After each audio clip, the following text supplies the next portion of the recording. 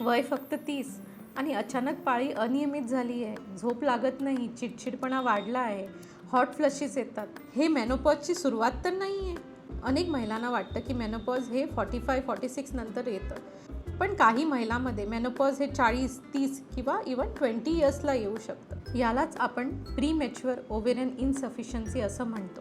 तर याची लक्षणं काय आहेत? याची लक्षणं म्हणजे अनियमित पाळी येणे किंवा पाळी अचानक बंद होणे, हॉट फ्लशेस येणे, रात्रीचा घाम येणे, झोपेचे समस्या होणे, मूड स्विंग्स होणे, चिडचिडपणा वाढणं, संबंध ठेवताना कोरडेपणा होणं किंवा त्रास होणं आणि गर्भधारणा होण्यात अडचणी येणे. या सगळ्यांची अनेक कारणं असू शकतात, जसे की genetic causes, auto immune disorders, previous history of chemotherapy किंवा रेडिओथेरपी घेतली असेल तर, किंवा एंडोमेट्रियोसिस किंवा ओव्हरीवर सर्जरी झाली असेल तर, आणि कधीकधी अनएक्सप्लेन कारणं असू शकतात. पाळी अनियमित होत असेल तर दुर्लक्ष करू नका, डॉक्टरांचा सल्ला घ्या.